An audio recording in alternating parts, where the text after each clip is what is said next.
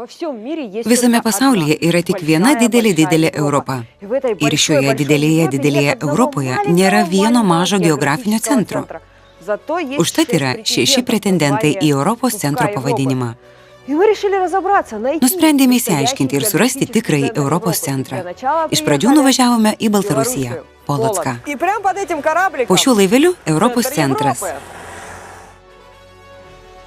Kaip gera būti Baltaruse ir gyventi Europos centre.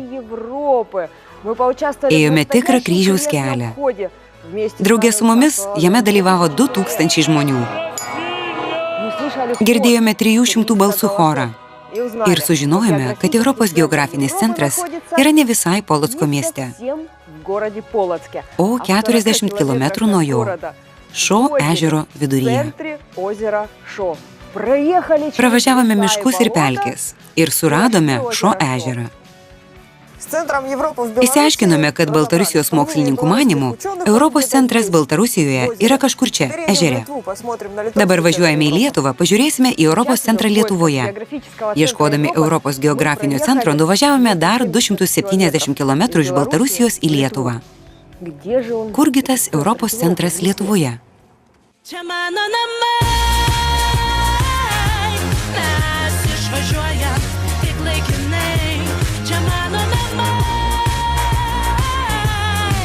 ateis diena, kai sugrįšiu čionai. Aš Lietuvoje. Lietuvos istorija skaičiuoja daugiau kaip 1000 metų.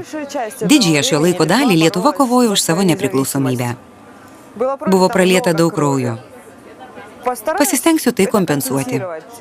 Nedidelė pagalba, tik 450 ml. Bet svarbus kiekvienas lašas. Tegu šiandien kraujas liejasi tik taip. Donorų, kurie ateina į mūsų kraujo centrą, trūksta. Todėl mobiliosios brigados važinėja po Lietuvą ir ima donorų kraują. Lankomės įvairiose vietose. Žmonėms tenka perpilti kraują.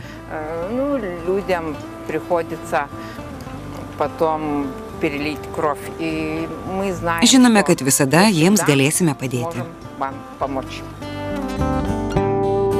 Pabundu su pirmais šunimis, iš konteinerių sveikinas katės, neburkuoja kol kas žmonėmis.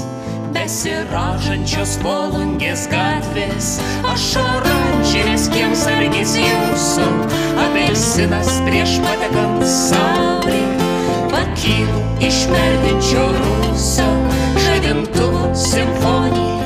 Nepaisydama savo šalyje Europos centrą suradusio geografų nuomonės, aš noriu surasti tikrąjį geografinį centrą. Gerai, kad šiandien už nepriklausomybę galime sumokėti donorų krauju. Galbūt jis kam nors išgelbės gyvybę. Čia mano kraujo grupė. Ačiū. Jaučiuosi puikiai. Nepajutau jokio skirtumo. Sveika kaip arklys. Galiu arti ir arti.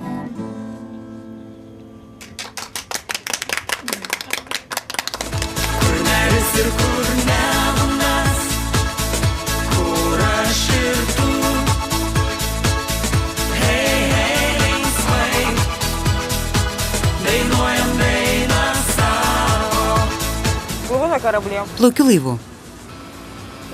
Už 25 litus. Valgau kruvinąjį šokoladą. Čia parašyta ačiū už padovanotą kraują. Labai skanu. Noriu papasakoti, kad Europoje yra keli geografiniai centrai. Vienas jų čia, Lietuvoje. Dar Lietuvoje yra 4 senosios sostinės – Vilnius, Kaunas, Kernavė ir Trakai. Trakų pilis pati didžiausia iš visų Lietuvoje išlikusių pilių. Po sėkmingos medžioklės, Lietuvos didysis kunigaikštis Gediminas pamatė šias vietas, jas įsimylėjo ir nusprendė sostinę iš Kernavės perkelti į Trakus. Pastatė šią pilį, pro kurią dabar ir plaukiame. Tai vienas iš Lietuvos simbolių. Čia yra 5 ežerai. Didžioji dalis Trakų yra maždaug 2 km saloje. Viduramžiais Trakų pilis buvo Lietuvos didžiosios kunigaikštystės valdovų rezidencija. Pilies viduje istorijos muziejus ir suvenyrų krautuvėlės. Anot legendos, šios tvirtovės priešai nė karto neįveikė. Lietuva tvirtos dvasios žmonių šalis, turinti senas tradicijas ir papročius. Tad nieko keisto, kad šiandien čia vyksta viduramžių šventė. Joje rodoma, kaip gyveno lietuviai 8–12 amžiuose.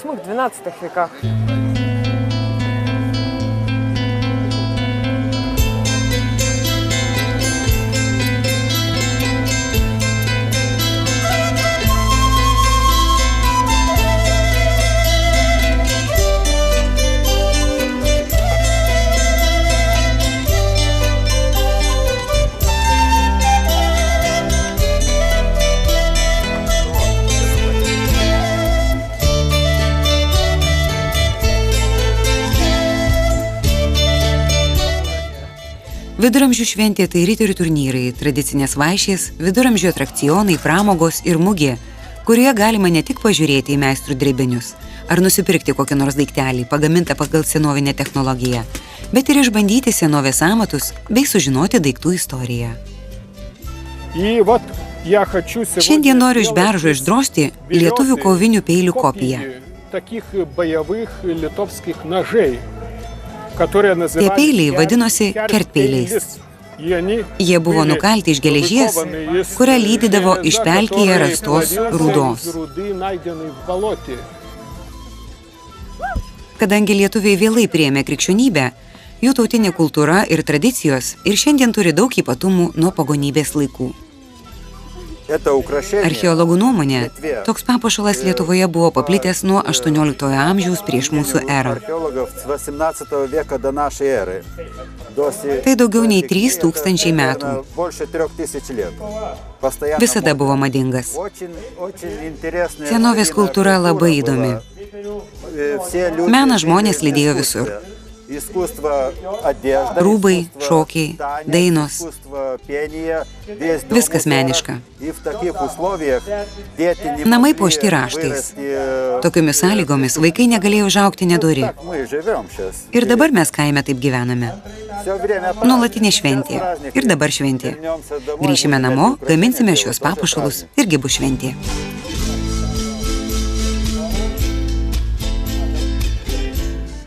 Lietuvoje viešpatauja ramybė. Žmonės čia niekur neskuba. Labiausiai mėgsta nuosaikų gyvenimo būdą. Manau, tai dėl to, kad Baltijos jūros pakrantėje baltai apsigyveno mažiausiai prieš 4000 metų. Jie laikomi viena seniausių sėslių Europos tautų. Dauguma mokslininkų sutinka, kad iš visų šiuo metu egzistuojančių kalbų, lietuvių kalba pagal savo fonetiką ir morfologiją yra artimiausia indoeuropiečių prokalbiai. Šitaip viduramžiais paprastai lietuvė galėjo atsisėsti ant Trakų ežero kranto, suvalgyti sumuštinį, išgerti alaus ir gerėtis gamta.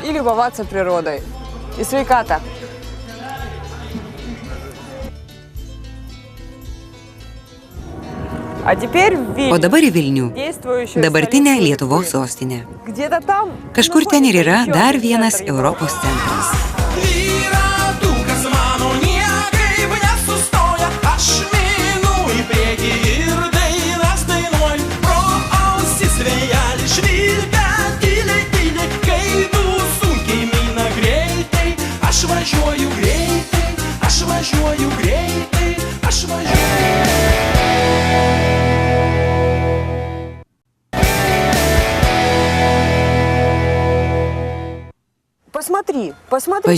Pažvelk, kaip lietuviai myli. Jie net medžiams mezga drabužius.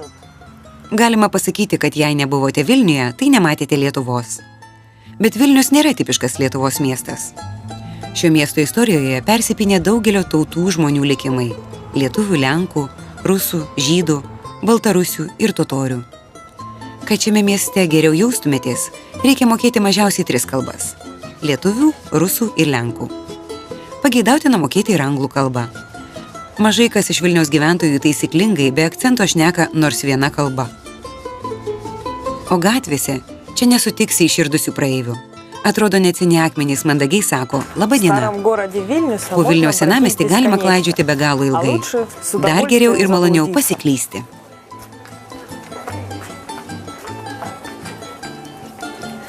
Klaidžiojant siauromis vingiuotomis gatvelėmis galima iš naujo atrasti save arba kokį nors slaptą praėjimą.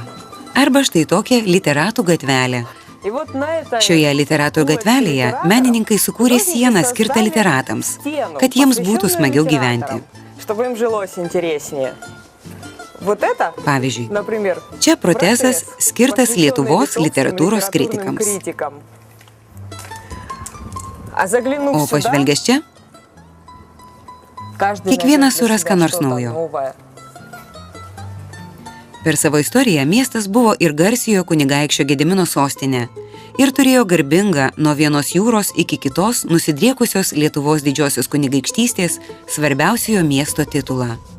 Jis nekartą buvo sugriautas. Aišku, mieste esama stebuklų. Vilniaus katedros aikštėje yra stebuklingas akmuo. Jeigu ant jo atsistosi, sugalvosi norą ir apsisuksi 360 laipsnių, tas noras būtinai išsipildys.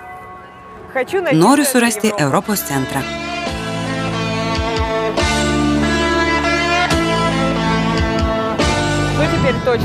Dabar tikrai surasiu. Čia iš pirmo žvilgsnio nepastebimas užrašas stebuklas, o plytelė simbolizuoja Baltijos kelio pabaigą. Tai gyva rankomis susikibusių žmonių grandinė, kurios ilgis siekia beveik 600 km nuo Talino iki Vilniaus. 1989 metais simbolizavusi nepriklausomybės siekį. Tai buvo pats didžiausias taikus protestas Tarybų Sąjungos istorijoje.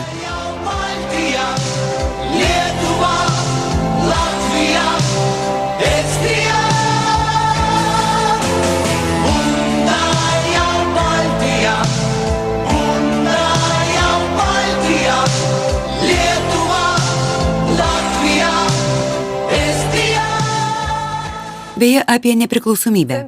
Vilniaus centre yra Respublika. Užupio Respublika. Šioje Respublikoje 7 tiltai, arkivyskupas, 2 bažnyčios, prezidentas, himnas ir netgi konstitucija. Konstitucija išversta į daugelį kalbų, bet joje tik 41 straipsnis. Ji pakabinta gatvėje, kad visi matytų. Konstitucijoje yra keli labai įdomus punktai. Pavyzdžiui, pirmasis. Žmogus turi teisę gyventi šalia Vilnelės, o Vilnelė tekėti šalia žmogaus. Kiekvienas turi teisę numirti, bet neprivalo. Arba kiekvienas turi teisę neturėti jokių teisių. Dar man labai patinka šis punktas. Kiekvienas turi teisę mylėti.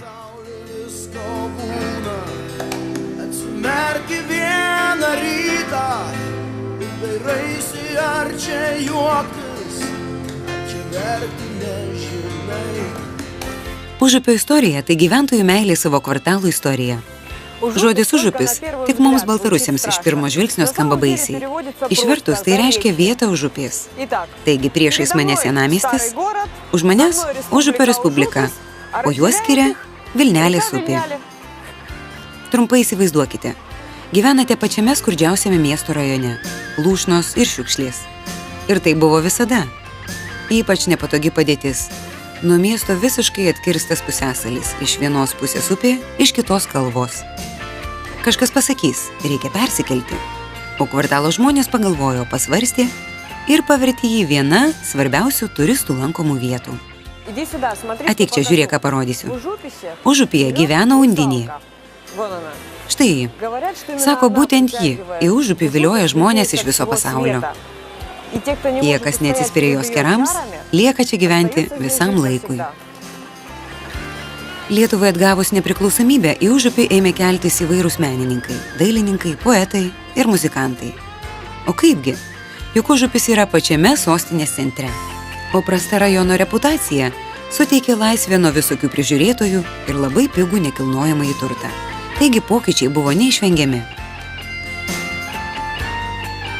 Atsirado daugybė galerijų, kavinių, koncertų salių, skulptorių ir grafikų dirbtuvių. O 1997 m. balandžio 1 dieną įvyko neįtikėtinas dalykas. Buvo paskelbta Užupio nepriklausomybė.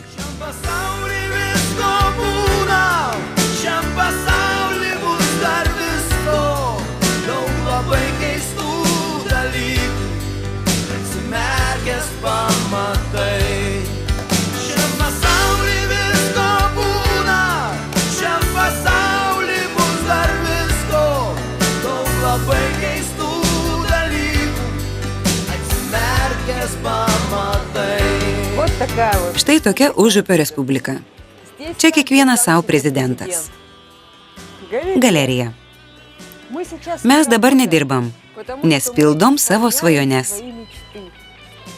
Juk prezidentas turi teisę išpildyti savo svajones. O mes išpildysime savoje. Važiuokime pamatyti Europos centrą. Šiam pasauly visko būna, šiam pasauly bus dar visko, daug labai keistų dalykų, atsimerkęs pamatai. Daug labai keistų dalykų, atsimerkęs pamatai. Daug labai keistų dalykų, atsimerkęs pamatai.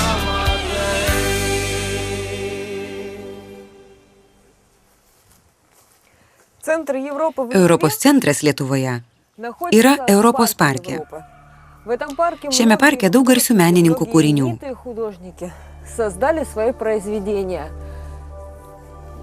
Nesuprantu, kas čia, bet man norisi atsistoti centre.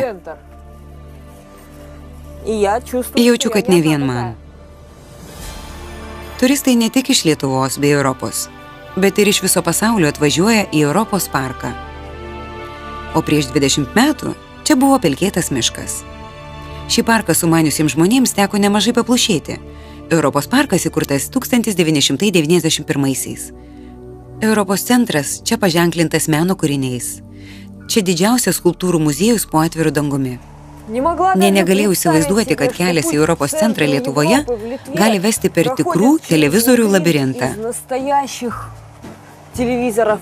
Jų čia tūkstančiai.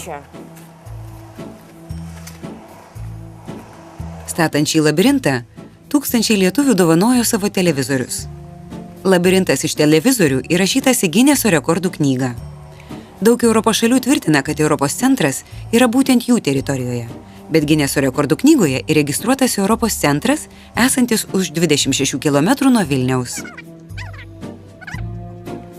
Čia galima pasimesti visiškai pamiršus apie laiką.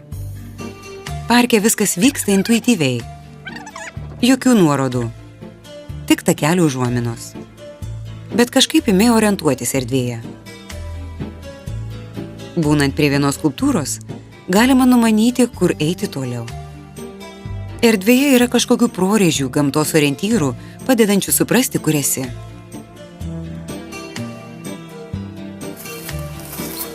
Europos parke medžiai gali būti akmeniniai.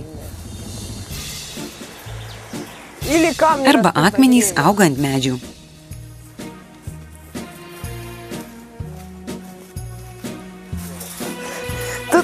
Čia yra ir tokių smagių dalykėlių. Прикольные штуки, тут и такие есть.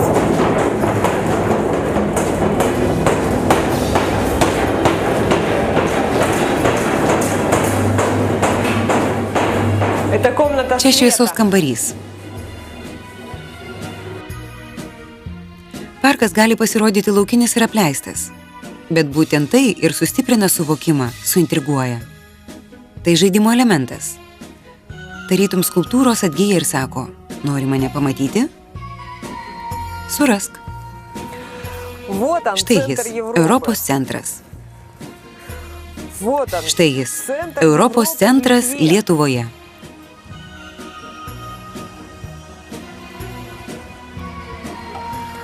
А это точно Čia он? tikrai jis? Именно у вас Būtent парке jūsų parke yra geografinis Europos centras. Центра Европы. Taip, tai įdomi idėja. Pačioje pradžioje mažai kas tikėjo, kad Europos centras yra čia. Tarytum šaipėsi. Ką čia, Lietuvoje? Negali būti ir taip toliau. Bet dabar, manau, jau daugumai Lietuvos ir kitų šalių gyventojų, tai aišku ir nebėra jokios egzotikos.